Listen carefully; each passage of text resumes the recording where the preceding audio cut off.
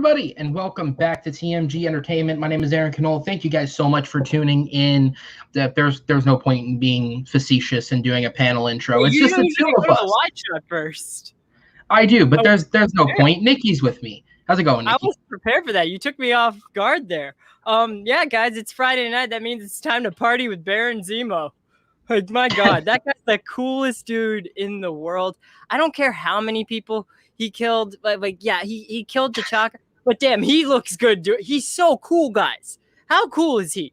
Does anybody else just want a Baron Zemo show on Disney Plus? That's not really a Disney Plus friendly show. Like Baron Zemo, Marvel Studios presents. That'd be amazing. I feel like that show's just him in his pimp coat getting hookers or something. Oh, and I love the fur on it. It's such a good live action translation of a comic book costume, because in the costume he has like this purple jumpsuit and then it has like fur on the shoulders, like Dash Rendar fur. But with this, it's like, okay, you still get that same effect, especially when you see him from like the front profile, because you don't see the back of it and you just see the fur on the shoulders. It's like, that's good. That's good translation right there. That's always something that was hard to do, and you don't really see it anymore because especially with Marvel, they've gone all out. They'll give you a raccoon with a machine gun and a guy with a bionic man, a bionic arm. The early like there's a bionic man attached to him. But yeah, basically is. They used to have to be really subtle about how they did superhero costumes. Like if you look at some like season 1 of Arrow, you just have like a green leather jacket. And like fast forward to today, or like the Dark Knight, where it's like military armor and it's just there's a bat subtly there. Or what's another one? That's a comic book that they had to like tone down the costume. X-Men. Yeah. Oh yeah, the black leather jumpsuits. Yeah, they just had the like yellow trim. Yeah, no, that's a good point. I forgot about those. I love the one Beast wears in X-Men 3 though. That's a good translation right there. Almadi. Yeah. Here's the thing about Baron Zemo doing that. Any other like 45-year-old man doing that would have looked creepy, but with Baron Zemo, creepy. It looked creepy. But here's the thing I liked about it was that when you see later in the episode, when you see Captain America John Walker, he doesn't get it.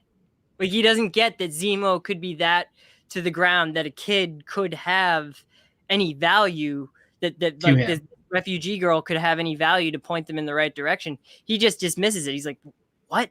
Like, he doesn't get it. So even though it's kind of like creepy because he's Baron Zemo, and that's some expensive candy. Turkish Delight, very Turkish expensive. Delights are not cheap. No. Yeah, it is not cheap. I've only had one in my life. Like a school teacher gave it to me because hello darkness, no, it's not that kind of story. No, it was in a book and then they gave it to us. But a school teacher gave it to me. Did you read Harry Potter or something? No, I think that's what it was. That's exactly what it was, Aaron. Because they're in Harry Potter, yeah. 3rd grade we were reading Harry Potter. But the way it connects to me was that he could like communicate with these people in a way that Sam or Bucky or that John Walker couldn't. Yeah. And sorry, we just got into that there, but yeah. No, it's fine. Baron Zemo did give a kid candy. He gave a lot of candy. Just noting that candy was probably expired because I think it was like 6 years since Zemo had been in that house, unless his butler was doing some sort of Airbnb thing while he was in prison. That's totally plausible. That's actually probably what happened. If you're in prison, Airbnb your house, guys. Prison wide. That's for you. And with that, we're going to go ahead and get through the episode, kind of like we did last week. We'll kind of walk through the episode beat by beat, talk about the different scenes, and then we'll go off on tangents as well, because that's just kind of what happens. But this week we are keeps me in check. You know how to like keep the animal. I will try. So this week we are over the halfway mark. We are into episode 4 of 6. The whole world is watching, and by Marvel's view numbers, the whole world is watching. And I mean, this is a spoiler review, so I don't know how else to describe it, but it's a backbreaking good time. It was incredible. No, let's. God. Was that better or worse than the Thor's mom joke? That was, only reason why it was better than the Thor's mother was because Devin was here. He made a similar joke about Thor's mother being the only person not able to see the next Thor movie. And then Devin made a horribly traumatic joke while we were muted. And like, it was like a double punch. It's like, oh, Rene Russo's dead. And it's like, oh, personal trauma. And I couldn't take it. But that was more just, oh shit. Okay. Yeah, no, you're a bitch. I have my own broken back. I just remembered. I don't know how I forgot about it. It must be this new comfortable chair setup that I have that I forgot about my broken back. But yeah, he broke his back and neck. Rest in peace, Battlestar. I mean, you did not deserve what you got. You God forbid somebody tunes in and doesn't buy into the spoiler. We just got there. Yeah. So let's go ahead and start back at the top of the episode. Because I could go all off on the Battlestar thing. Oh, we'll get there. So let's start at the top of the episode. So we open, and I was talking with my brother before we went live, and this is one of the things I love about this show is I don't know how much I'm completely sold on the concept, because this show is more indicative of what Kevin Feige originally described Marvel shows like, which is they're essentially just longer movies. It's like a reformatted movie in which you'll get more than you would get in a theater. The most we'd probably relatively get in a theater is 3 hours. Here, what if each episode's roughly 45? We get 6 episodes. We're pushing like 4 or 5 hours at that point, So we're getting a good amount of content. And so the episode opens on a cold open in which we flash back 6 years prior to Wakanda. And it's revealed that Ao, who's played by Florence Kasumba, was the Dora Milaje that was directly in charge of aiding Bucky's I don't know what the term for that is, like breaking the code, basically. Deprogramming, I would call it. Deprogram, thank you. Deprogramming him. And we see kind of the moment where he realized that it happened. She, uses the code words on him and promises if something goes wrong, you won't hurt anybody. And she activates the 10 code words, and he doesn't react, finally being freed from the curse that was put on him all that time ago. Are you fucking with your background? What is happening? You look like you're in the set of Hereditary. I didn't know that was coming through. I honestly didn't know that you could see that. I thought that was being done off air. I am sorry, everybody. I did not mean to distract Aaron. Shame on you for being distracted. I was testing you. No, so I'll start. I love this scene. I think Sebastian Stan is a really great actor. I just don't think he's had all the opportunities, whether it be in this or in other films, to show it. Maybe the closest we've got is I, Tonya, and he was great in that too. He was great in this scene. Just the pure emotion coming through from Bucky in, I mean, it's one of those things where it's like Bucky, Bucky's a character that's written in a way that I do think is very relatable because of, the anger issues and all that. They kind of transcribe everything to relatableness, but you really can't relate to the idea of having your life pulled away from you at the age of 20-something, being coded into being a basically ageless, invincible assassin, spending the next 70 years just fucking murdering people left, right, and center without ever having a chance to actually process it. And ageless, then finally being assassin, isn't that me? Yeah, you're right. I'm with the Winter Soldier. No, we were talking off air, though. We really can't relate. Yeah, no, it's you like them. It's incredible what they're doing with this character. I mean, in a lot of ways, it is. They really do a great job at, splitting the time. Like, because it's funny that we can relate it back to another dual build show, but like WandaVision was Wanda's show. Whereas this is really both the Winter Soldier and the Falcon's show, and I love that they established that from episode 1, like minute 1 of, what we're gonna do? We're gonna do a whole episode of them separated, because this isn't about them; it's about them, and I like that.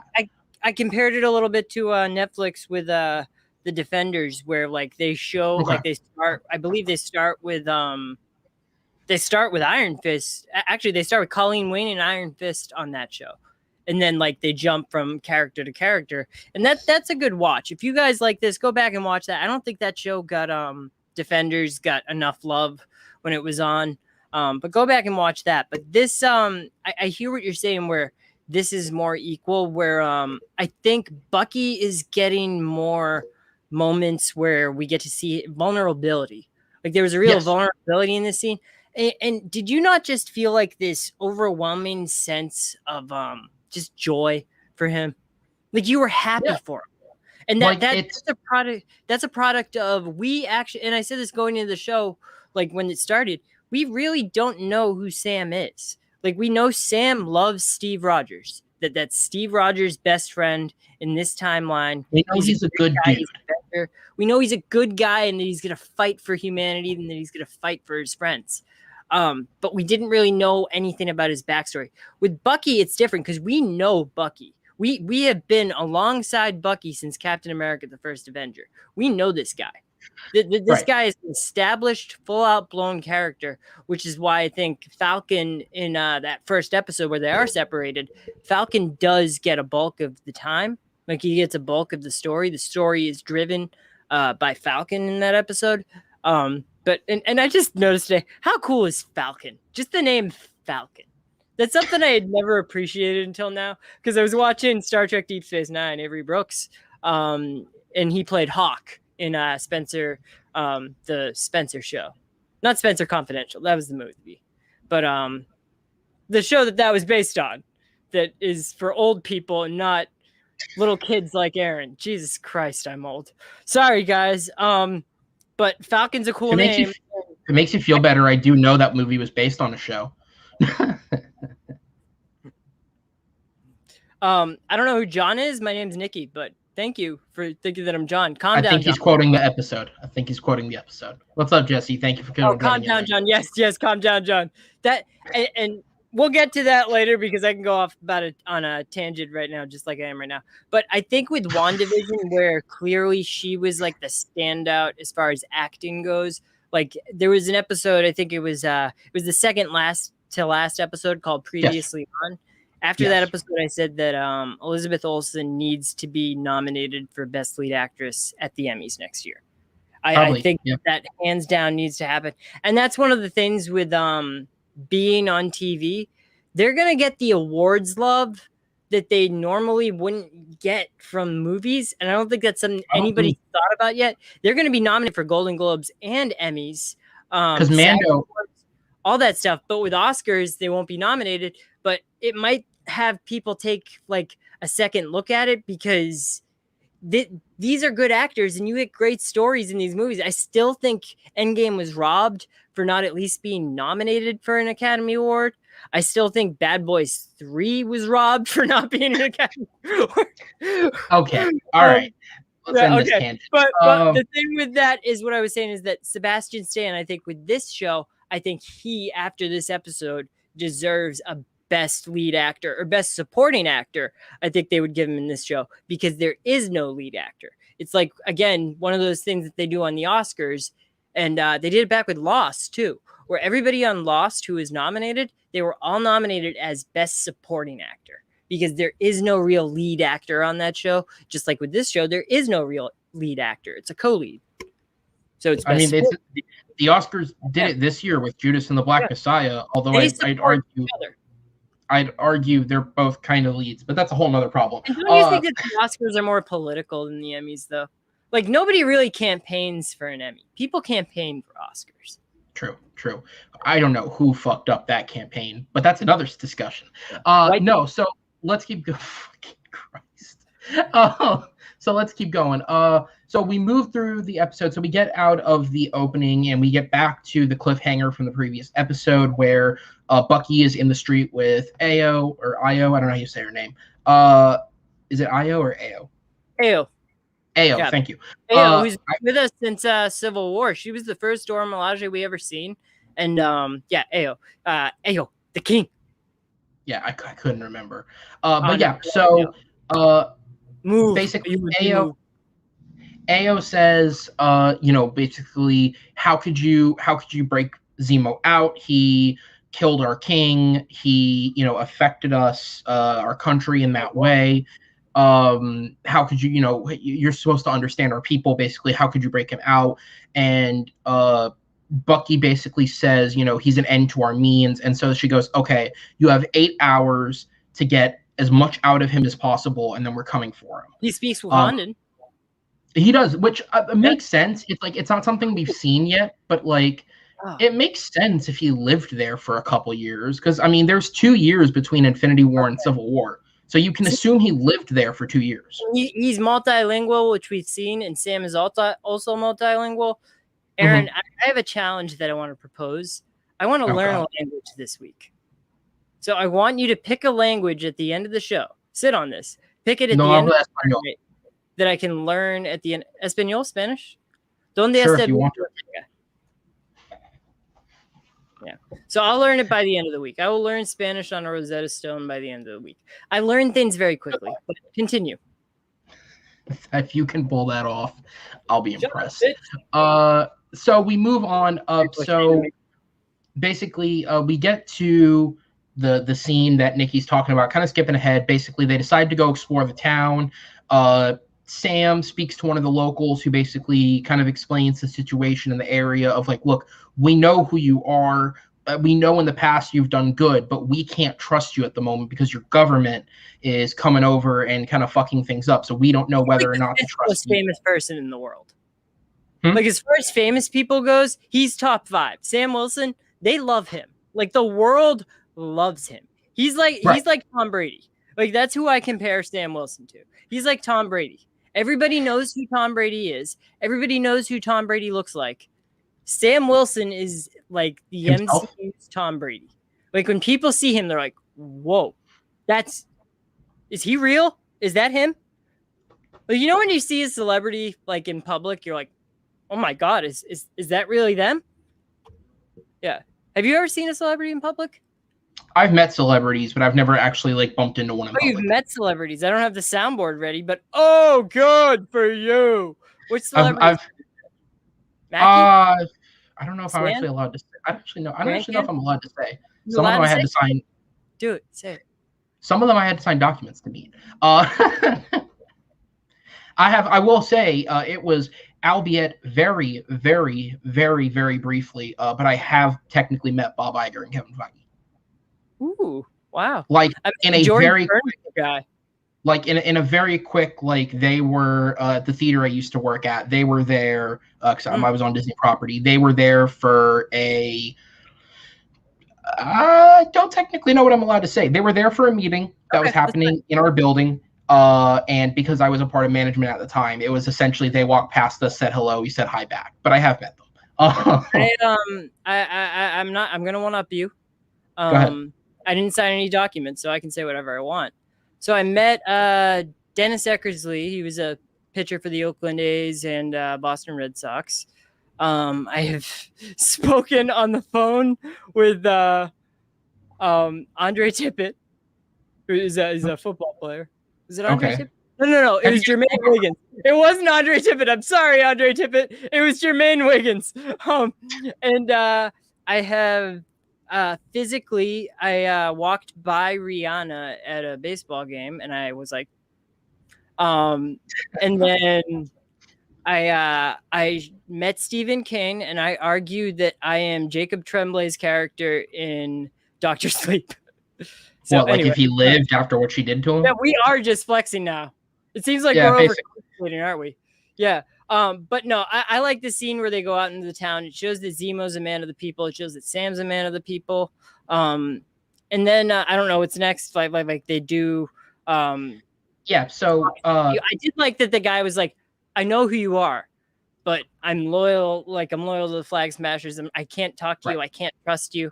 And it's really horrible what's happening to these people. No, it is. Half the world is gone, so half of the houses in the world have lost ownership. So people are just slumming in there. Like, they're just like, okay, this house is empty. I'm going to live here now. Imagine how awesome that would be. And then people snap back and like, it's like, I want my house back. Right. And we're clearly learning more and more through this show that the government gave preface to the people who were there before and not the people who came in after. The But yeah, government, that is Thunderbolt Ross.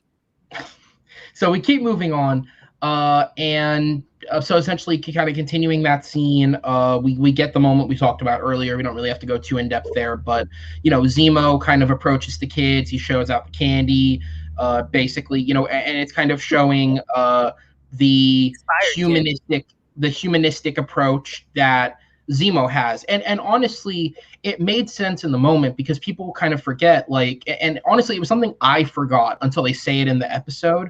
But like, he lost his son. Yeah, like between the fact that Zemo was the villain of Civil War and now he's a party monster in this, like, we kind of forget that his backstory is his country was smashed to bits and he lost his entire family, including a young son. So it's like, the son is the worst part of that. Like, and so I it's cannot like, imagine like a worse loss. Right. So it makes sense in a way that, like, not only can Zemo relate to these people who, and yes, like, Zemo's rich, but money can't make up for losses like that. So he can, even though these people are in a totally different lifestyle than him, he can relate to the sense and feeling of loss. And, he had a son probably their age, so he can relate to having to speak to people their age. So Zemo gets the information, and then so we move back to the apartment before we go to the funeral. We go back to the apartment and we get a scene that no, that's later. Oh, okay. So first we get a scene of them in the apartment, and it's when he reveals, like, oh, she'll be at a funeral. They're having a funeral, right? And this isn't a moment that's focused on, but I do think it's a big moment for Zemo's character, where, like, he talks to the girl and he says to her initially, like, don't trust these men. These are bad men. Do not trust them, whatever. But then, and you see there's a brief moment of, like, debate in his face whether or not he wants to reveal that he knows what's going down, and he makes the decision to. Now, obviously, he does it in a tactful way. He says, well, I'm not giving you everything. I want to keep some insurance. But he's very smart, this Zemo guy. I think that's kind of almost a low-key, very big step in a direction for his character. And it makes me, and obviously this is skipping ahead a little bit, but when he disappears, scenes like this give me an indication that, like, if Zemo shows back up again, or honestly when he shows back up again, I don't honestly completely know if it'll be as a villain, because I think on some level he is coming to trust these guys to a certain extent, and that scene right there is a pivot where, rather than keeping the secret and just letting them hang to dry, he tells them and gets them to where they need to go. So we jump forward. They're on the street. They're walking. John Walker and Lamar Hoskins show up. Battlestar and Captain America. Wait, I want to talk about that scene. I didn't get to talk about that scene. Oh, sorry. Go ahead. Yeah. How dare you? I'm sorry. No, Zemo. I hear what you're saying about like how you don't know if he's going to be a hero or a villain next time. People have speculated about, like, there's a team called the Thunderbolts in the comic books, Thunderbolt Ross, Baron Zemo, big part of that storyline. I don't think it's going to be, like, as upfront as what people are thinking. But if I had to, like, make a comparison, I would say, yes, they are doing a Thunderbolts type storyline. I think they are going to do that. It's not going to be a centerpiece, but I think it's going to be more of like a Suicide Squad type thing. Like, a Thunderbolts might be the Suicide Squad of the Marvel Universe, where you get these kind of morally gray characters, because that's what Zemo is. He's a morally gray character. Right. He's not a bad guy. No. And that's one of the things I wanted to ask you. He's gray like this. But did you want, like do you feel like any sort of sympathy for Baron Zemo? Like, is he a redeemable character in your eyes? Or is it just like, no, he killed T'Chaka, he's a bad guy? Because out of all the people here, like Zemo is, like, I'm kind of getting it, and I almost feel happy for him, because like he lost his entire family. The fact that he can fist bump at a club, like, just good for him. He healed. I do believe that there is now again, and I'll get to this like in the wrap up at the end, but more in depth at least. One of the things I like about this show is we still don't really know who the villains are because even the flag smashers in their entirety aren't villains. You know what I mean? And so no, what we're getting at is we have multiple different pieces in this show, all of whom could potentially turn out to be the main villain in the end. And I like that Zemo is in such a position now where he could be the bad guy at the end. He absolutely could turn out to be the mastermind. And I'd be okay with that. Or he could turn out to be a hero and he could aid the heroes in the end. Like a Loki character. Yes, I just hope they don't fake kill him 3 times and then bring him back for his own spin-off show. And so, with that being said, I think he is redeemable because at the end of the day, like, yes, he killed T'Chaka, but that's something in universe that even T'Challa had forgiven him for. And he's apologetic about it. Like he's not. I'm so sorry I had to do that. You see him in this episode even beginning to kind of shift his stance a little bit on the Avengers. Like we have the scene, and this may be out of place for where we're at, but he has the scene in the kitchen where they're having the discussion about the Avengers. But yeah, so basically to kind of skip ahead and get to the next beat, they meet on before, like because he was talking about like Nazis, the Avengers, and he's like, they're our friends, not the Nazis. A funny joke. Aha, Bucky, you're funny. But like, yeah, he seems to be, especially with Sam and Bucky, where with Sam, it's like, okay, you're a regular guy who's fighting for what he believes in. I like you. And you're like kind of the underdog. You got a chip on your shoulder. I like you. And Bucky, it's like, okay, you know what? You're a victim. Like Bucky's a victim. He is. He's not like, I don't think Zemo has like that was the gain is the Flag Smashers because Bucky, somebody did this to him. And that was my thing is like that was the first thing that I thought of when he's talking about like the and again this is a further scene, but like the serum where it's like anyone who pursues the serum, who wants the serum tends to turn. Oh well, we have Steve Rogers. Well, we've only had one Steve Rogers. I like how he kind of slyly excludes Bucky from that because I think he understands, and we know he understands Bucky on a deep level because he had to research him and understand who he is to control him. He is a victim. He never asked for any of this. He's just kind of making the best of the situation. But anyways, but as far as the victim thing goes, he's a prisoner of war. Like he's the last person they were experimented on, and it just so happened to work. Like it's literally just like a chance that it ended up working on him because like it could have easily been Dum Dum Dugan. You could see Neil McDonough out there being the Winter Soldier if he was the one that was picked for that experiment. Right. Yeah. So anyways, I want to keep it moving because we're almost halfway through now. Hawk in Star Trek First Contact. Sorry. All right. So moving on.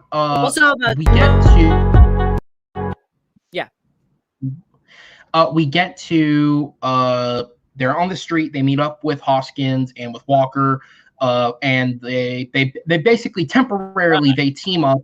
They go to the funeral, and Wilson convinces Wilson. Which one of the things that I like, and I do like this about the dynamic of Hoskins and Walker, is that Hoskins isn't afraid. Like, it's not like Hoskins is the sidekick to Walker. He's not afraid to speak his mind on things and be like, listen, give him a shot. Don't just write people off right away. Exactly. He is a voice of reason in that scenario. And so they give and talk about relating to characters. That's the thing that I like relate to the most is like the way that John Walker acts. He's about to boil over, He's impulsive. Battlestar is the best part of him. Like, he's the best part of him. He's his conscience. He's there. That's his brother. Like, he's there through every single move saying, okay, you know what? No, calm down. Calm down, John, as the comment said before. He keeps him in check. He's the best part of him. And I can relate to that because whenever, like, that's one of those things. Whenever I get angry, Devin's always like, hey, calm down. Hey. That's one of those things. So like, that's one of those things that just heartbreaking. Like, at the end of the continue. Sorry. Yes. So we get to the funeral. He convinces him to let him go in. We get the funeral procession, and then we get the discussion between Falcon and Carly Morgenthau, which is essentially Wilson is attempting to relate to her, and I really like the writing in this scene, and I do want to it's a name I've mentioned in every episode, so I have to do it. I do want to shout out Derek Kolstad because he is the head writer of this episode. I love the John Wick films for their action. This is the best action. And this has great action. I wouldn't say the John Wick films are known for the best dialogue per se, but I think as a screenplay writer, he's really, really grown. One of the things that I praise about Nobody, which is the most recent film that he wrote that's in theaters right now, actually, is that film. So Kolstad with the John Wick films has never gotten to really explore familial connections by the nature of what the John Wick films are. He's a character who's already lost all of that. Well, he's got whereas in Nobody, he is a man with a family. He is a man with something to lose. And so you get to, and he's got, a brother and a father who are involved in the plot as well. And so he's it's not fair. Nobody will take me to the movie theater. He's got a lot to lose in this film, and he's got a lot going for him. And so we get to see how his past affects the relationship with every single person. And to me, that shows growth as a writer. This episode is the next step. Some of these conversations in this episode are incredibly well written, and this is one of them where Falcon basically uses this conversation with Morgenthau to essentially try and get her to see how people could view her as a totalitarian. And where by twisting, it's working. Like, she's like a Wanda type character. She could have been an Avenger. Like, he's basically, the dude outside who understands the serum better than anybody thinks you're, I forget the exact word he used, but thinks you're kind of an overtaker. You're, what is it? Supremacist. Supremacist, thank you. Yeah, thinks you're a supremacist. I'll let you finish. No. Thinks you're a supremacist. Well, I'm not a supremacist. And he goes, well, what about the people you can? I'd kill them again if I had to. No, I didn't mean it like that. But you said it. And so that's the point he's trying to make. And I love how in that moment, the person who's villainized is actually Walker, because if Walker doesn't lose his shit and just burst in there, Falcon probably does get somewhere with her, because you can see the gears are turning and you can see she's starting to doubt it. And it's when Walker bursts in and she feels like she's been betrayed by Wilson. That's when she goes back into her hole of, no, I'm right, they're wrong. Back. Like, that's what I don't understand. Bucky, like, we see Bucky like standing in his way, and then, like, we see him come in. So did the 10 minutes expire? Like, why didn't Bucky hold them back? He could have. Because I think, and they don't, obviously, the scene doesn't go any longer, but I think what they were, and to me, again, I like it because I think it's really subtle writing, but it's clearly, which I like because they show it later in the action sequence, Falcon is really the only person in the room who doesn't have any type, and obviously aside from the obvious later, but he's the only person in the room who doesn't have that type of external power or external training. Like, he's got normal training. He's a dude. He's a regular guy that doesn't get paid for doing his job, apparently. Great job, Tony.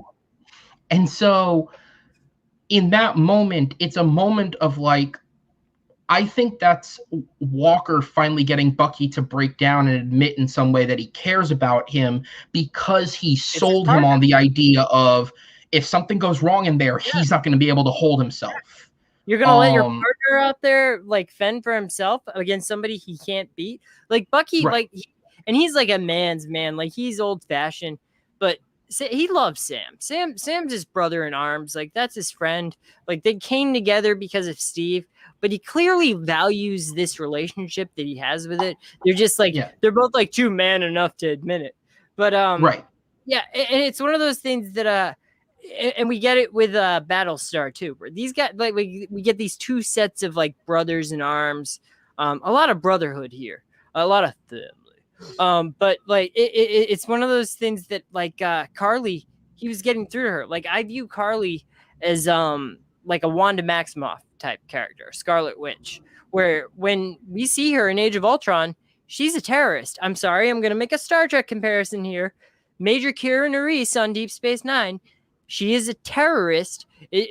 She's a Bajoran. Bajorans are like space Jews, and like they were occupied by the Cardassians. No, space. It's really a thing. Like I don't mean that offensively. Okay. No. I'm sure. Like I've seen Undiscovered Country. Yeah. I've seen Undiscovered Country. I know they're going there. And like the Bajoran, they weren't in that. The Bajorans were. I'm saying I know they're not afraid to go near. They were occupied by the Cardassians, and she commits acts of terrorism. She kills people to like gain her independence and gain her freedom, gain her goal. And it's just that question, like, does the ends justify the means? Does terrorism work? I like that question that they're dealing with in this show. And in that show, it's like they don't care about it because like, oh, it's Cardassians. They don't look human enough. So we don't really care if she kills them. But on this show, it's like these are actual people. They even said the guy that she blew up had a family. Wanda killed a lot of people when she was like doing that stuff with Ultron, but like she was redeemable too. And like Carly, I said in that scene, like when I first saw it, she could have been an Avenger. Like she could have been one of them. He was getting there. He was getting there to her. Right. So it's kind of like that moment he has, Hawkeye has with Wanda.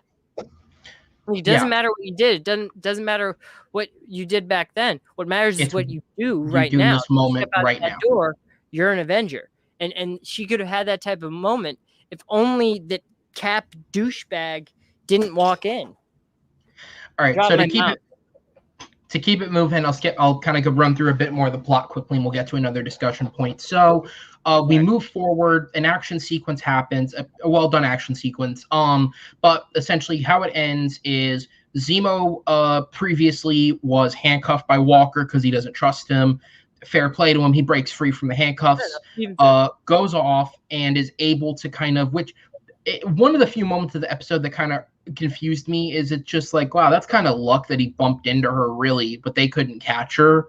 But so Zemo gets to Morgenthau first, takes shots at her, shoots her, hits her in the stomach, but causes her to drop the serum vials, which she had been holding on to, and he proceeds to smash all but one of them, which is later found before he's knocked out by Walker. He thinks he's got all of them, but he's knocked out by Walker, which can I just say, even before we get to the end of the episode, that's fucking brutal to take a shield to the head like that. That is very bouncy too. It's a tough hit. But so he takes a shield to the head, and Zemo goes down. Walker finds the last remaining vial and pockets it. And then so we end up back in the apartment. We leave the warehouse. We end up back in the apartment, where Walker, so Zemo's kind of waking up from it. We get another kind of discussion about the legitimacy of like Avengers and all that type of thing. And then before the door shows up though, with when it comes to like that part with the vials, I do think that Zemo kept a vial. I really do. Because like they showed the fanny pack. She was keeping that stuff in a fanny pack, by the way. They showed the fanny pack, smashes all on the floor. I didn't count them, but it was less than 20. So he would. Which, by the way, adamantium apparently bouncier than vibranium. That shield bounces with Walker. But those vials, I don't think they smashed all the vials. I think Zemo has one, and that leads to the conversation later on with Falcon about how would you take the serum. I think Zemo saved one for like just in case, because a lot of people were like, "Oh, is he going to take the serum in that moment?" I knew right away he was going to smash them. But he's a vial smasher. These are flag smashers. He vial smasher, serum smasher.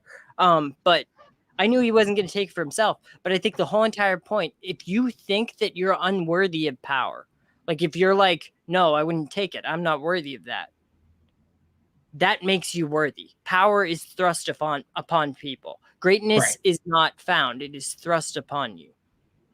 Right. So, so that's the conversation that happens in that apartment.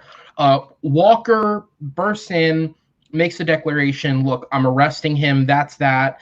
At the same time, the Dora Milaje burst in and go, your 8 hours is up. Sorry, Captain America. We'll be taking him instead. And we get another action sequence in which Captain America kind of, putting on the charm thing, kind of condescends to them a little bit, and they start whooping ass on them. The first thing that I thought was when they whip Hoskins onto the couch. I'm like, oh, come on, man. That guy wasn't asking for trouble. He wouldn't, because they make the distinction of not fighting Falcon and Bucky right away. So it's like, really, you're going to whip on this dude who's like not even putting up a fight? That's kind of fucked. But so they start beating up John Walker. They start beating up Hoskins. We get, in my opinion, the funniest scene in the thing where these two are standing there going, you think we should help him? You're doing great, John. Making fun. But eventually they do intervene. They attempt to calm the Dora Milaje down, kind of speak everything out. In the moment of all the commotion, Zemo slips away through a porthole in the bathroom and disappears. Makes me wonder why no one followed him. Like a room full of people and no one thought to follow him, especially because he didn't lock the door. Followed him. Did they? They just left the apartment. They don't know where he went, though. And then they just, were never seen again. I think. Oh, okay. I thought they just... No, they didn't. She looked down the hole, and then she was like, because there was that lady that wanted to keep the Captain America shield. Like, she picked it up, and then it's like, as soon as that happened, I'm like, can she be Captain America? This lady's awesome. And then she's like, leave it. Ao said, leave it. And then she gives us, it's like, yeah. Like, I wanted to keep it. I wanted to be Captain America. It was badass. Like, that was an awesome scene. We had moment. 3 action sequences in this very episode. That's awesome. So the Dora leave. That's the last we see of them for this episode. They check out, and we kind of and I'll skip ahead to another scene, kind of, because I think they go hand in hand with each other. But immediately after this, Walker and Hoskins decide to take off their hero clothes and have a trip at the mall.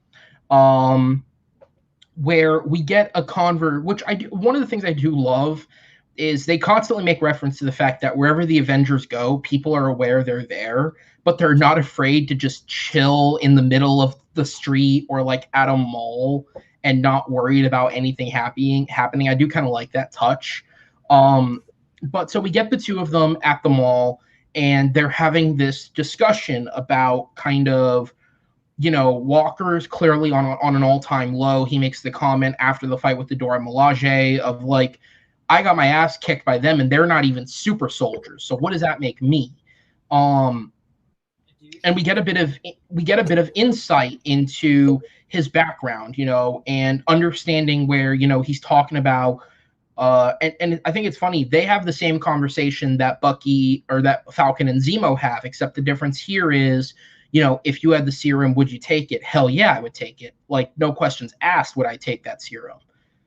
And I like the differing ideologies and how you're approaching it.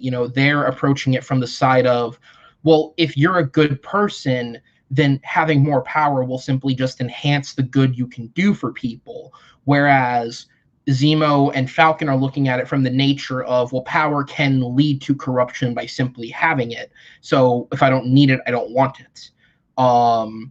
until we get this discussion, we learn a bit more about Walker's past. We learn that, he has 3 Purple Hearts for events that happened in Afghanistan. We know that he clearly has regrets over what happened in Afghanistan. He's not happy with what they had to do to earn those Purple Hearts, per se. If you're trying to speak, you're muted.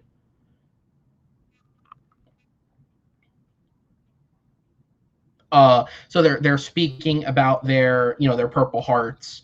And so basically we get an indication from that scene that, and again, it's a reflection of kind of the other relationship that we have with Falcon and Bucky, and kind of over the last 2 episodes to a lesser extent, Zemo kind of being in that like buddy group, of like how different people approach it from different perspectives. And it's like, I do like that we get to see Walker isn't a bad guy. He's really not a bad guy. He's just a man caught in what has to be the most difficult position in the world, replacing an idol who is beloved, having to live up to that legacy, while also understanding that while he clearly has the ability to do the job well, he questions his ability to do the job well and worries about his decision making and how it affects him. And we get that through the Purple Heart reference.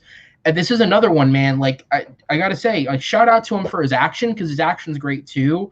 But as a writer for like dialogue and scripting, Derek Kolstad's really stepping it up, man. Like he's quickly becoming one of my favorite writers. Like I'm really looking forward to what he's doing next, because he encompasses the mindset. And like one of my complaints about the show so far, one of the few complaints I've had, is a lot of characters on this show have conflicting showcases of personality in the best way, and that there are multiple characters on this show that could go good or could go bad, and you kind of see the reasoning for both. Walker, to me, is a character that did kind of a 180 flip, where they spent his entire first episode really showing that he is just a good dude that wants to do the job right. And then all of a sudden it's the anchor flip with the, stay the hell out of my way. And I forget the exact line, but it's like don't give him a second to breathe. Yeah. And so it's like, that was like a flip. Like, oh, that changed really quickly. And we don't really seem to understand why. I said flip. We don't. Sounds like you're saying flip. Enunciate. Flip. We don't really seem to understand why. And I like that this episode kind of takes a second to really establish it. He's not a bad guy. It's just he's clearly under a lot of pressure, whether it be from the government, the pressure he puts on himself, the pressure of the position he's taken on, and it's getting to him. And it's causing him to build this self-doubt based on his history. He's not. Maybe he could be. Just a guy. Maybe he could be one day, but for the moment he's not. And unfortunately that's it's building on him. I love that conversation. If you have any comments on it before we move on, but I love that scene, because again, I love the logic in what they're saying does make sense. Yeah. And it makes sense that Hoskins is saying it, because from Hoskins' perspective, he sees Walker as a hero. He sees him as the best friend who I'd ride or die for. He is the Steve Rogers to Hoskins, Bucky, or Falcon, And so he can't see the doubt that's building in Walker. He can't see where it could go wrong. And there is doubt, yeah. And it's like what he also doesn't know he has a vial. Yeah, and Hoskins, Battlestar, that's his conscience. Like he looks to him for advice. Like that, it's an equal partnership there, which I really like about like John Walker. He's not just like, he's made that comment about Cap's wingman before, but that's really not the type of guy he is, because like he values Hoskins. Like he's the only guy that can really pull him back. And it just makes it all the more heartbreaking at the end of the episode, because it's Walker really is one of those gray characters that Justice is gray, everybody. But it's one of those things where it's just, you feel for him. You don't really know who the villain of this show is. I hope it's not Walker, because I really just sympathize with him, because he's not an Avenger. He's not, I don't think he's cut out for this. Like that Thunderbolts thing, like maybe you have like a Suicide Squad type thing. Like he's like a Rick Flag. I said, like, and again, I talked about this with my brother because my brother watches all these shows. I said to him at this point, I think this is going one of two ways with Walker. I think I think they're either going to turn him into the villain, which I wouldn't like. I don't want that to be where it goes. Or I think he starts to go down that path, and then in whatever the decisive moment makes that hero turn and ends up sacrificing himself to save, some part of the mission. Either way, I don't think he's making it out of this show. I don't think he makes it out. I think he dies. I honestly think he dies. I think whether it's that's how they get the shield, because we've seen them playing with the shield in the trailers. How do you think they get that? Like, do you think he dies? I think that's from the end of the show. They take it from him, like, you're not worthy. I mean, I wouldn't be shocked if that's just B-roll footage they shot and put in the trailers. But because we see Falcon in suit with the shield, so I think he takes it. I honestly believe that, and I'm not thinking about the shield literally. I'm thinking whether it's because he goes full villain, or he starts down that path and then makes that final heroic turn and gets to have that moment where he truly does good for the people and gets to do what he says he wants to do so badly. I think he dies. I don't think we'll see him again. I don't think he makes it out of this show. I'll be very shocked if he does. Later, but I just think this is important. My dad sent this to me today. I don't know if we'll be able to read that. I don't know if the camera will focus with the light. Oh. Yeah, because in that one picture, he looked like the dude from Up. Yeah. I just thought it was hilarious because I was talking with him. And like I watch this with him and I watch it with Devin. Like when I watch it with them, every single time I just poked myself in the eye. Ouch. Every time John Walker shows up, he just has the same reaction, like, oh God, this guy. Like, so people really hate him. Like, I think Wyatt Russell is great. He is perfect as the asshole Captain America. He does two different voices. Like, he'll do like the classic like California voice where he's like, "Come on, Bucky, God," and then he'll do the "Hi, I'm Captain America." So that's all. And I agree. Like, it's I hope so. I like Wyatt Russell, and I hope he has more to do than just be an asshole. And I do agree at this point as well. Thanks for tuning in. I agree, and we'll get to that obviously as we're going through the episode. I want to start to get moving. I want to move a little quicker. Earlier, like about the rating, like this would be a TVMA rating, and you can get away with a lot more blood with a TV-14 rating. That's just one of those things that's really skewed for some reason. It's language when it comes to TV-14. TVMA is like language, sex, but when it comes to blood and violence, you get a TV-14 with that. And if this was like an R-rated TVMA property, we would have seen that guy get decapitated by that shield. But we'll get to that later. Yes. So I'll try and work through more of the plot. Mark, thank you. Basically, so to kind of cut back, I'll skip through some of this because there's not really a lot of analysis here. Basically, when trying to relate to Morgenthau, Falcon mentions his sister. Morgenthau, in retaliation to the previous fight, decides to reach out and contacts Wilson's sister and basically threatens her, saying, "Listen, I clearly have the ability to learn about you and your family and your scenario." Her name's Sarah. Whatever. I'm trying to get through this, man. So she reaches out to her. She reaches out to then Wilson. They have the meeting.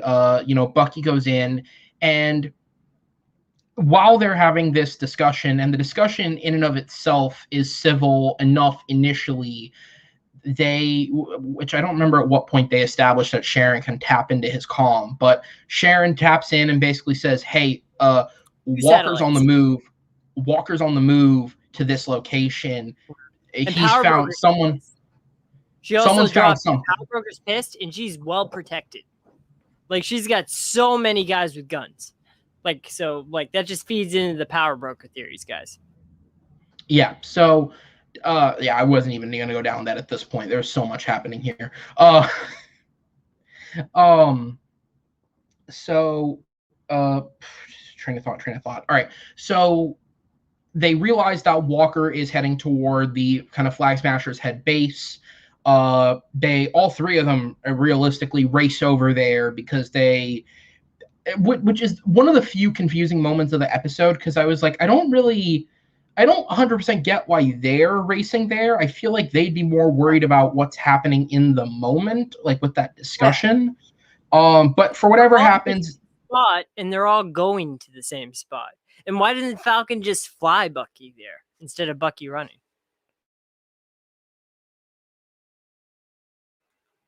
Oh my God, he froze. Yeah. So why doesn't Bucky just like fly there with Falcon? Like, it's one of those things where Batman's embarrassed to be carried by Superman, but like we've seen Falcon like fly with Cap before, so I don't understand why he doesn't just fly like Bucky over there. Everybody who's trying to kill John Walker is having the conversation with Falcon and Winter Soldier, and then they're all going to the same place. Falcon clearly gets there faster flying, so why didn't he just carry him? Sorry, you froze out there for a second, so I took. No, you're good. I don't have an answer for that one. So they get to where they need to go. Again, this is one of this is like the only shaky moment of the episode for me, where again it's kind of like they don't really establish what happened to Hoskins. You just kind of see him split up, and then Walker kind of stands there and looks around and is like, Hoskins, and then you see Hoskins getting tied up. He leaves a loaded gun on the floor. Yeah, it's like, okay, that's that always bothers me. We're playing a lot of Fortnite lately, so anytime I see like a loaded gun or just ammo or a crate, I'm like, look through that, dude. There could be something that helps you there.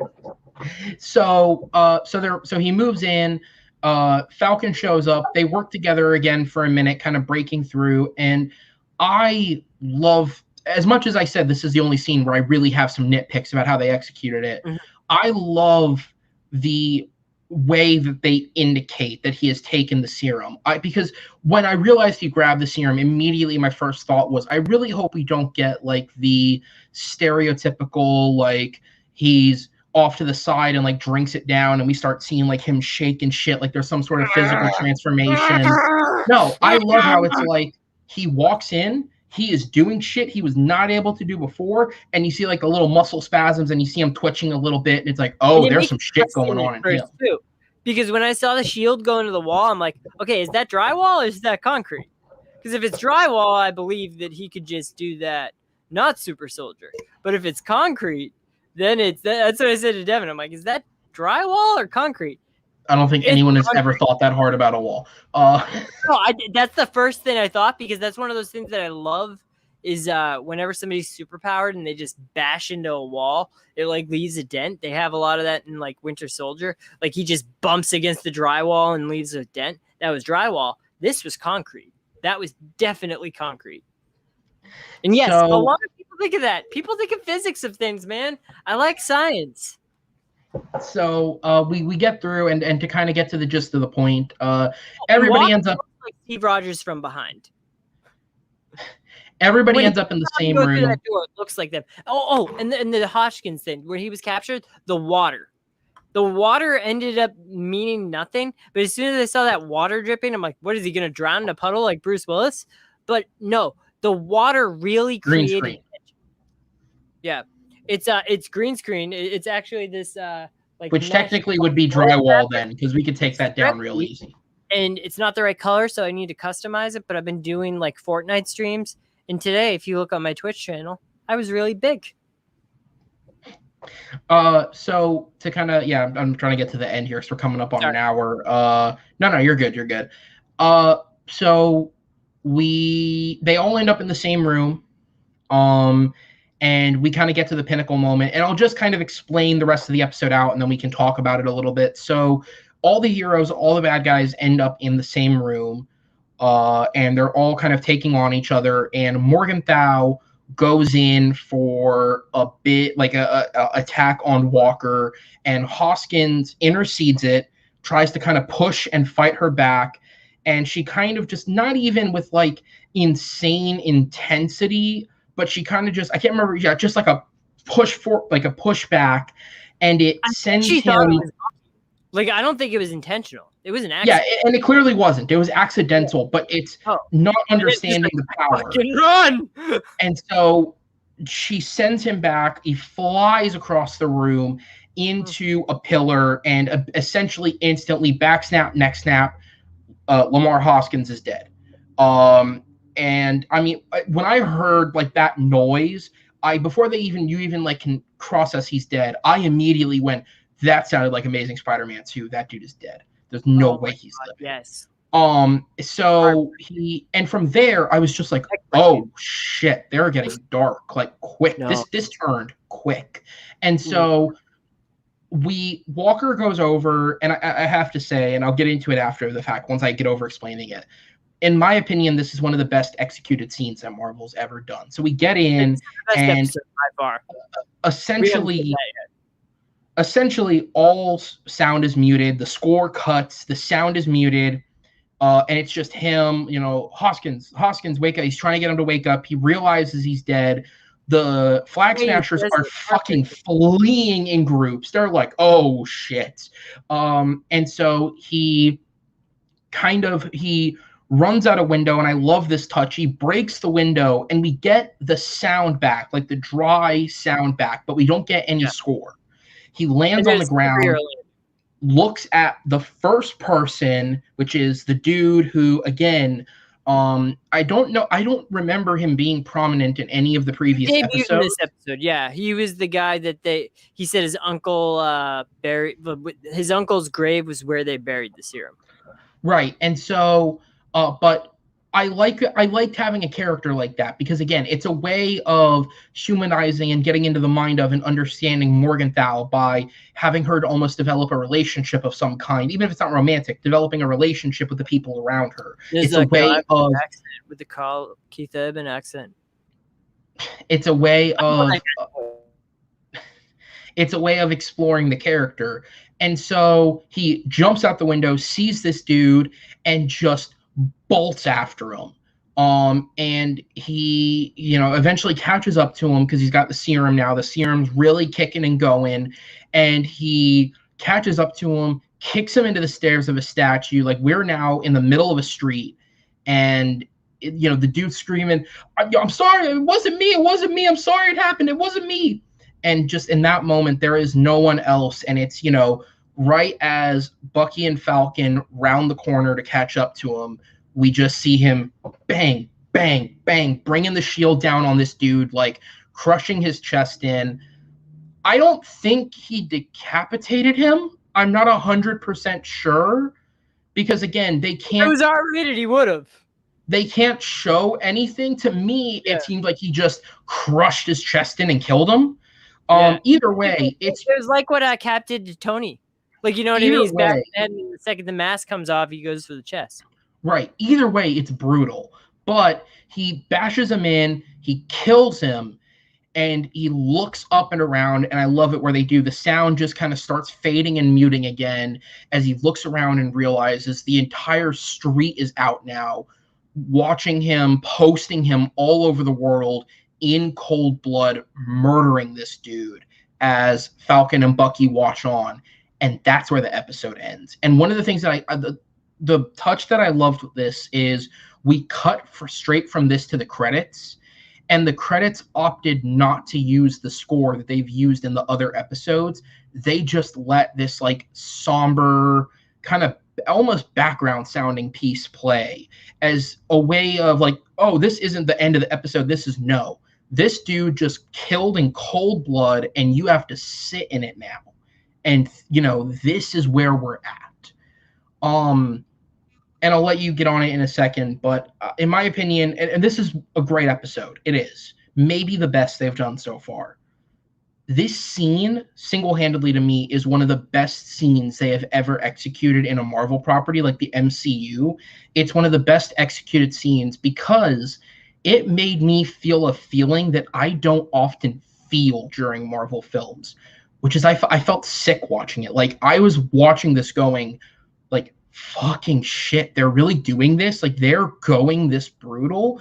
Now, obviously, you know, and I've already seen it, like, online, people detracting from the fact that, like, oh, it's not really brutal, they're not showing the death, yada, yada, yada. And it's like, well, listen, you have to take it in the context of what it is. Dark is brutal. They don't show anything. Like, this isn't a spoiler. I won't give the context in which this happens.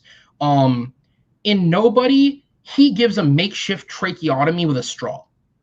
And, like, you see it, and that's not brutal. That's just smart. Not in the context of when it's happening. Draw, ballpoint pen, anything. But not in the context of the scene you're watching it in. But it's brutal and disgusting to watch because they're up close and on it. You will never, ever get that shot in a Marvel film. You will never come close to that shot. But when you compare this scene to everything and every other Marvel property, and like when I was talking to my brother, I said this to him. I was like, Marvel can create these moments that engross you in what they're doing, and they're great at it. But all those moments are always hype up, excited, yes moments. If you're chanting yes, and this whole sequence from the moment Hoskins interacts with Morgenthau till the end of the episode, if you're chanting yes during this sequence, there's something wrong with you, because this is the first time I've ever been that deeply engrossed in something and not felt excitement. It's just a consistent, oh fuck feeling, like over the head with what this is happening, because it's such an interesting way to take this character. Because let me ask you something. When you watch that, when you're watching him bash that guy's head in, do you feel any sympathy for John Walker, or are you just like... Yes, because to me, this is a man who, and again, as I've said before, and like Malcolm in the comments, who brought it up on stream, brought the point up earlier of how do you redeem him? I think he is redeemable simply because what he did was brutal, but this is a man who stupidly so. Like, Tony did the same thing in Civil War. Right. Like, it's like you find out somebody that you love died, you need to do something about it. Right. And so, yes, he killed the person that didn't kill him. It was in cold blood. And this is the thing I think people will also need to think about with this scene. This is a man who's also just ingested a super serum, and the literal mechanics of his body are changing, and he's not informed about any of this. He doesn't really know what he's just done to himself. He's a victim as much as Bucky is. And so he's in this situation where he's in this mission, he's under this pressure, he's had fallback after fallback after fallback, and now this person that's bringing him all this career trauma essentially has just killed his best friend, the one thing grounding him. That to me, I mean, it's the same equivalency of, like, I'm trying to think of another instance. Aside from that, like it's, what's a good example? I don't want to keep going to Civil War. It's way too obvious a comparison. But like, no, I know, but it's one of those things where it's just like because you sympathize with him, you do, and you're thinking, is you question, like, would I have done anything different in that moment? Like, you hope you would. But like, that guy was like a terrorist in her organization. He represented everything that just killed, like, his brother in arms, his best friend, right? And like his conscience. Like if Lamar was alive in that moment, he would have told him no. Right, but when your conscience is gone and you're blinded by anger, you make mistakes. No. Unfortunately, that's a pretty big mistake to make. And I love that. I love that they took it to the street. I love that it's recorded because now very great. This is a whole another thing now where it's like, I mean, essentially tarnishing the Captain America brand. Blood on the shield. Yeah, blood on the shield, like Captain America, because that's what it'll be, right? Like if that happened in the real world, that is Captain America murders in cold blood. Yeah, you know, that's the symbol of America just murdered in cold blood on international border. You know what I mean? I am so interested to see where they take this. And we get to like rampant like theory speculation here about like how this will be perceived. We did get a little bit of this like in Black Panther, where Black Panther's about to kill Claw, and then Okoye is like, the world watches, stop, and he does stop. Like, he doesn't do it there. Interesting to see how like the world perceives this, and I do think this plays into one of my other theories that Sharon may not be what she seems to be. She may not be a trustworthy ally. Right. Very untrustworthy, it seems. She's got a lot of guys with guns and 2 satellites. I think this show is going to end where everything that Steve Rogers did outside of Thanos, like outside of like the alien invasion stuff, was pretty much subjugated. Like, okay, did he really make a difference here? Or is he the cause of this? And I think a lot of that, like, we played this in Winter Soldier a little bit, where Zola tells him, you died for nothing, like Hydra's still here. And then Sam's going to have to take up the shield because everything else that Steve stood for has been corrupted. Potentially. I mean, the other part of me wonders if they'll have him take up the shield. Because especially now seeing this, well, like I said, that could be falsified. But no, that's not even confirmed, because there were Endgame action figures that did not happen. Right, and so that's my point, is Marvel's not beyond putting fake stuff in, but also we see like brief scenes of him chucking a shield at a tree. We don't know the context of that. And Bucky catches the shield. And so we saw Dora Milaje with the shield. What I'm getting at is, part of me wonders if where they're going with this is maybe we don't need a symbol. We just need good people. There was nothing wrong with what John Walker the Soldier did, but John Walker Captain America is adding a whole nother layer to it. There's nothing wrong with nothing wrong with the heroics of what Sam Wilson, the pilot, the parajumper, the person who, and they bring it up in this episode, the person who spent years of his life post-service speaking with people with PTSD and aiding them, and the man who went back into war to fight alongside Captain America simply because he didn't believe in Captain America. He believed in the goodness of Steve Rogers. And on that alone, he believed in fighting for what was right. I think maybe the whole point of this is to move past the need for a Captain America, right? Because that's what this all started as. America felt they needed a symbol, so they rushed somebody into a Captain America suit. I think regardless, he'll take up the shield, though, even if he doesn't, like, if he paints it, like, maybe he is Captain America without the shield. Maybe he destroys the shield and he's Captain America without the shield.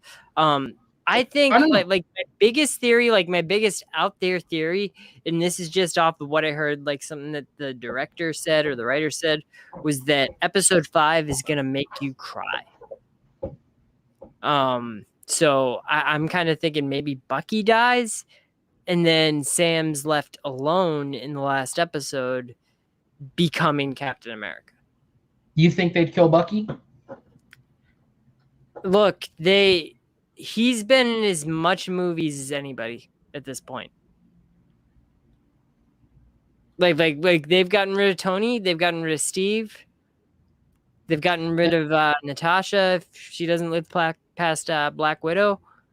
He's been there since Captain America: The First Avenger. So here's his movie: Captain America: The First Avenger, Captain America: The Winter Soldier, Captain America: Civil War, Avengers: Infinity War, Avengers: Endgame, and the end of Black Panther, and then this.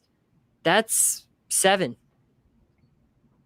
I guess. I just think it'd be, and I mean, if they do it, that'd be a bold move. I just don't think they'd kill a titular character.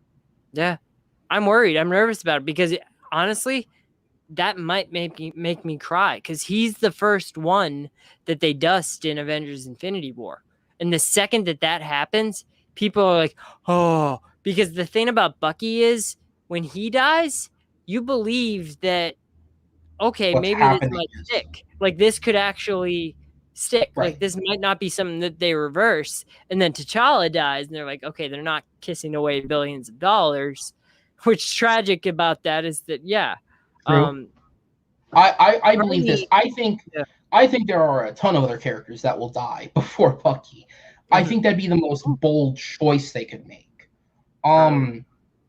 Yeah, like I think they could. I mean, I think you could kill.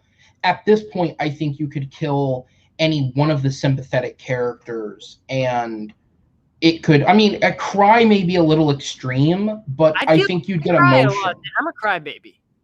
Like I even think at this point, like if a scenario happens where like Zemo comes back into the equation next episode and he makes some sort of heroic sacrifice, I think by this point they've done a good enough job of rounding out his character and making you believe in, okay, yes, he was the bad guy, he broke up the Avengers, but there's still good in him, there's nobleness in him. And if we see that and he dies because of it, I think that's emotion worthy. I think that pulls an emotion out of people.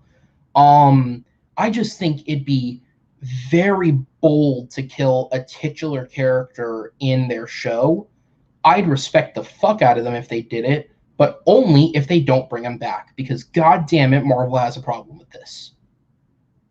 Well, they already did it once. I don't think they'd do it twice. But like I think it's one of those Have things. You seen Loki? The man had his neck snapped and he's getting a TV show. Loki never pretended to be dead. You know what I mean? Loki always was out there like, it's like, oh, end credit, he's there. Like they fix that loop within a movie most of the time. Like Thor 1, he's dead, end credit scene, he's alive. Thor 2, he's dead, end credit scene, he's alive. End of the movie. Yeah, and then in Infinity War, and then they go back in time. It's one of those things. But I still hate we're getting that show. I think he could kill Bucky just because of the amount of stuff he's like been in. Like I'm looking at that contract. I think I remember something saying like he signed a 7 picture contract at the beginning of it. This could count as one of them. I think they have the guts to do it. I would feel really bad if it. And this show does not have a season 2, which is another thing that plays into my theory. So yeah, but do you have any other theories? Did you cry at the end of Endgame, I wonder? Are you a soulless monster, or did you cry at the end of Endgame? For what? For everything. No, but I don't cry. Like it takes a lot to make me tear up. It's too macho to cry, guys. I cry a lot. No, I'll tear. Listen, Inside Out makes me cry every time, but like. Inside Out, really? That doesn't make me cry. But like with these, I certainly, I think also part of it is just, I have such, like for me personally, I have such an active brain that sometimes if I'm anticipating something in advance, it doesn't, like I've talked about this. I've talked about this in a number of streams, but like Infinity War, I was in a theater full of people tearing up, screaming. Meanwhile, like screaming, I got the anger crying. crowd. People were pissed. So mine was, I saw it at a crew screening, but like all of my people were like, there was tears, there was crying. Literally, when like Spider-Man died, like the girls were screaming. Never seen another Marvel movie again because they killed Spider-Man. I heard a little girl say that. Like it was intense in my theater. Meanwhile, like I walk out of the theater and somebody turns to me and they're just like, how are you like composed? And I didn't want to say anything and they're like, what? And I was like, I know better. well, I was like, well, I mean, I bought into it when they killed Bucky. Then they killed the guy who just made them $1 billion, and I went, so they're coming back. It's like I can't help it sometimes. I can't help it. So it's like with me, it's like I knew walking into Endgame, knowing that it's the end of, and I didn't know, but like knowing that it's the end of a generation, I highly figured that Captain America and Iron Man were going to be out. I thought they were both executed brilliantly, but it didn't bring me to tears. I thought like Cap was gonna die and Tony was gonna retire. Like that was the big shock for me. If you want to hear the real cynicism, once I saw he had a daughter, that's when I went, oh, he's dead. He's so dead. Oh, he's dead. Like, yeah, because I mean, like Hawkeye too, but then they reversed it. They were going to kill Hawkeye, like in that scene, but then he's like, okay, we gave him a family so that you'd feel bad when he dies in Endgame, but the whole entire point of him doing this for his family, you need that resolution. You need to see him reunite with his family. That's the whole point. That's why Natasha had to die. Because Natasha and honestly, and we'll wrap this up in a second because we're basically done with the episode. And to be fair, that pulling for Stark to die since Iron Man 3. How dare you? He's a great man. That was great. I'd like to see you in an Iron Man suit. I would. I'd like to see an Iron Man suit. Oh man. So yeah, I love this episode. I said it like in text beforehand with the TMG crew. This show to me is the best show that Disney Plus has put out. Unless they absolutely tank the ending somehow. This might be the top. If they deliver the ending, this could be top 3 Marvel. Like this is because to me, this is the most evocative of the Winter Soldier that we've ever got, and that is my favorite Marvel movie. I wish we went that direction more. I've found that I love when Marvel gets grounded like this. Like obviously we have super soldiers and shit, but like compared to the big 3, what was it? Aliens and Androids, aliens, and wizards. Exactly. Compared to those, like my favorite MCU sorcerer without a hat. My favorite MCU films are my favorite MCU films are The Winter Soldier, Iron Man, even the parts of Iron Man 3 where he's having to rough it and like do stuff without the suit. I love that stuff. Yeah. I love Ant-Man.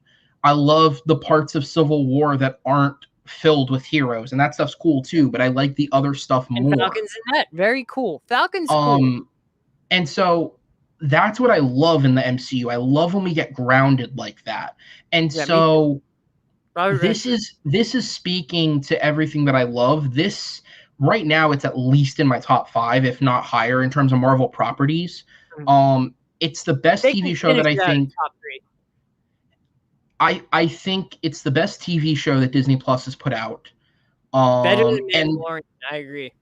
And to me, this episode now I said the one episode that's competing with it for me is I love the premiere of The Mandalorian season 2. It's my favorite episode of that show because I love just a standalone story. Like if you're just watching, it's like a movie. It's essentially a movie. I love that episode. To town. He works with Timothy Olyphant. That guy has a Boba Fett suit on. It's in IMAX. Great. This might beat that. I thought from top to bottom, great action, great acting, great humor, great dramatic performance and writing. A lot of credit to the actors, a lot of credit to the director, Kari Skoglund, Derek Kolstad, and the show's head writer, showrunner Malcolm. Dude, this guy, I love what he's done to action. No, he's got it. Just shout out to everybody involved. Like I think they legitimately made one of the best pieces of content that I've seen in a long time with this episode. And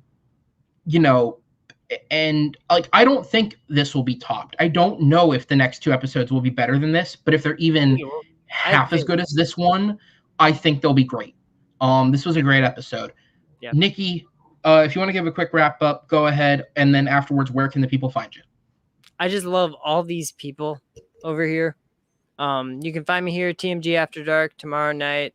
Yeah, this is a great show. I do think it is the best show, most consistent by far that Disney Plus has put out. I'm really looking forward to how they finish it out. I really hope they finish it out strong. They really do play the speculation game, like the whole Power Broker storyline. It's designed to make you talk week to week. So I will actually be disappointed this time if it's not somebody either that we know or a name actor, just because of how they're playing it up. But yeah, I think that this is the strongest, most consistent show that they've had. 6 episodes. It really, this one more than the other ones is a movie split up into 6 parts, much like Justice League. But yeah, I'm looking forward to the ending, and I will take whatever they give me. I don't need my theories to be correct. But yeah, Sharon Carter is yeah, you're up to something, girl. I like you, but you're up to something. And where can people find you except inside of Sharon Carter's pants? I won't be there because, I mean, seriously, I'm not worthy. I mean, you are God. You killed all those people, and it was awesome. But yeah, you can find me TMG After Dark tomorrow night. Saturday nights, 9 o'clock, whenever we get started. You love it. About then. And guys, thank you so much for tuning in once again. Whether you were live in the chat with us, thank you guys for joining in. Whether you are watching this after, thank you so much for checking it out. We will be back next week with episode 5, talking once again in depth. And please be sure to subscribe and check out all the other content we have going on TMG Entertainment. Every Friday night, as said, we are doing our Falcon and Winter Soldier reviews until the show's over in 2 weeks. And after that, we'll see where we go. We also have After Dark every Saturday night at 9 p.m. EST. Damn it, Madi. I love you. We're doing the same thing. We're doing the same thing. So we get from 2 producers. That's so good. You guys can check out After Dark is every Saturday night at 9 p.m. EST. We will be live tomorrow talking about all the latest in the movie news world.